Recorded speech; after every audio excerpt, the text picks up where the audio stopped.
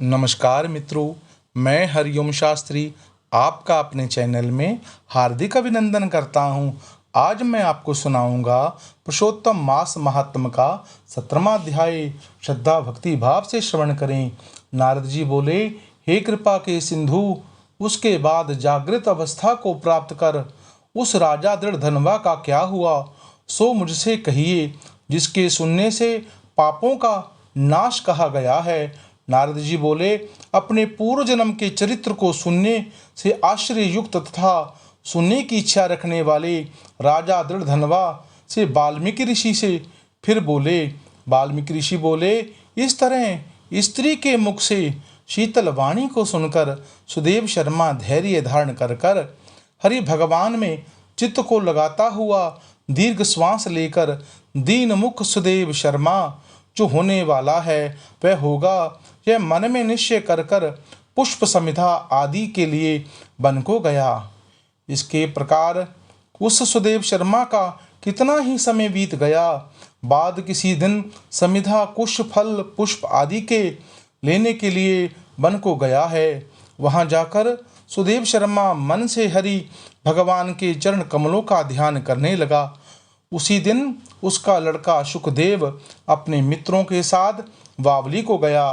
बावली में प्रवेश कर मित्रों के साथ जल यंत्रों से जल फेंकता हुआ बार बार हंसता हुआ खेलने लगा। गर्मी के ऋतु में बार बार जल से खेलता हुआ हर्ष को प्राप्त हुआ। इस तरह प्रेम में मगन सब बालकों से खेलते हुए अथाह जल में खड़ा हुआ वह सुखदेव बालक मित्र बालकों से पीड़ित होकर मित्र वर्ग के भय से भागने की इच्छा करता हुआ और भय से प्रेरित हो श्वास को रोककर अपने मित्रों को छलने की इच्छा से वे अथाह जल में गोता लगाया, किंतु उस जल में व्याकुल होकर उससे बाहर निकलने की इच्छा करता सहस उस अथाह जल में बालक मृत्यु को प्राप्त हो गया। जल से निकलते हुए बालक को न देखकर वे सब मित्र बालक चकित होकर हाहाकार करते हुए बहुत जोर से दौड़े और अत्यंत शोक से ग्रसित वे बालक उसकी माता गौतमी से जाकर बोले। उन बालकों के अत्यंत अप्रिय वज्रपात के समान वचन को सुनकर पुत्र प्रेम में करने वाली वह गौतमी तुरंत पृथ्वी पर गिर पड़ी। उसी समय वन से सुदेव शर्मा आया। पुत्र का मरण सुनकर कटे वृक्ष के समान पृथ्वी पर गिर गया। बाद दोनों ब्राह्मण स्त्री पुत्र पुरुष उठकर बावली को गए।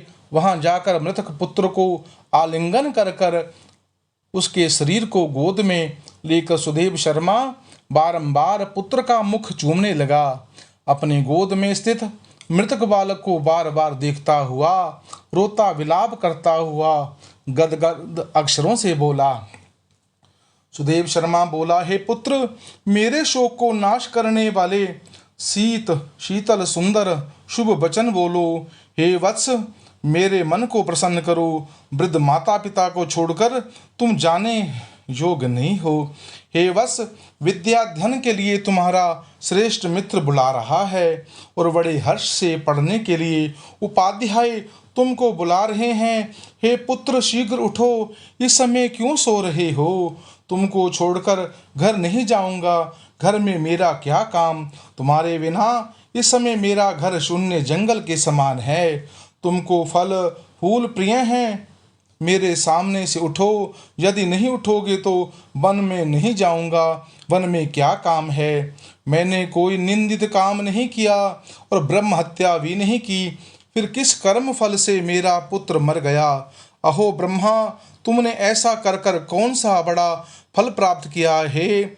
निर्दय वृद्ध दीन मेरे नेत्रों को लेकर निर्धन धन दोनों स्त्री पुरुष का सहारा इस पुत्र को हरण करके तुमको लज्जा क्यों नहीं आती? सर्वत्र तुम दयालु हो, परंतु मेरे विषय में निर्दय हो गए हो, सो क्यों? अहो आश्चर्य है, मेरे भाग्य से ये उल्टा कैसा हुआ? स्वभाव से सुंदर पुत्र की खोज इस समय मैं क्या करूं? हे पुत्र, तुम्हारा मुख सुंदर नेत्र को कहाँ देखूंगा?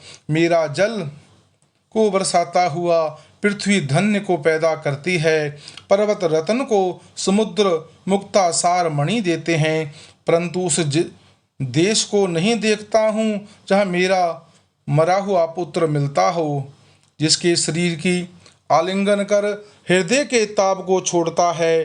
हे वत्स, तुम एक बार शीघ्र वचन सुनाओ और दया करो। तुम्हारी माता लज्जा को छोड़कर चिल्हा के समान अत्यंत विलाप करती है। हे पुत्र, उसको देखकर तुमको दया नहीं क्यों आती? हे पुत्र, हम दोनों से बिना पूछे ही दूर के मार्ग को हो गए। क्या करूं? इस समय किसके वेदाध्ययन की उत्तम वाणी को सुनाऊंगा? हे वत्स, आज तुम्हारे मनोहर मधुर वचन के स्मरण से मेरा हृदय सौ टुकड़े नहीं हो रहा, क्योंकि मेरा हृदय लोहे के समान है। हे कौशलेंद्र राजा दशरथ, तुम हम धन्य मानते हैं, क्योंकि रामचंद्र के बन जाने पर पुत्र के ताप से दग्ध से वे प्राणों को नहीं देख सके, परंतु पुत्र के बन जाने पर भी जीवित रहने वाला मुझको धिक्कार है। हे गोविंद, हे विष्णु, हे यदुनाथ, हे नाथ, हे रुक्मिणी के प्राणपति, हे मुरारे, हे दीन दयालु, हे दया के सागर, दया करने वाले, हे दयालो, पुत्र रूप अग्नि के ताप से संतत्व मेरी रक्षा करो। हे देवादिदेव, हे समस्त लोकों के नाथ, हे गोपाल, हे गोपेश, हे चक्र को धारण करने वाले, हे यमुना के विष दोष को दूर हरने वाले, पुत्र रूप अग्नि के ताप से संतत्व मेरी रक्षा करो। हे वैकुंठ के वासी विष्णु, हे नरकासुर के नाशक, हे चराचर के आधार, हे संसार रूप समुद्र पार करने वाले, जहाज रूप अर्थात समुद्र से पार उतारने वाले, ब्रह्मादि देवताओं से नमस्कृत चरण पीठ वाले, पुत्र रूप अग्नि ताप संतत्व से मेरी रक्षा करो। हमारे समान शठ दूसरा कोई नहीं है, जो मैंने देव की पुत्र श्री कृष्णचंद्र के वचनों का उल्लंघन कर पुत्र में दुर्दशा की, कौन अभागा पुरुष भाग्य में न रहने वाला वस्तु को प्राप्त कर सकता है।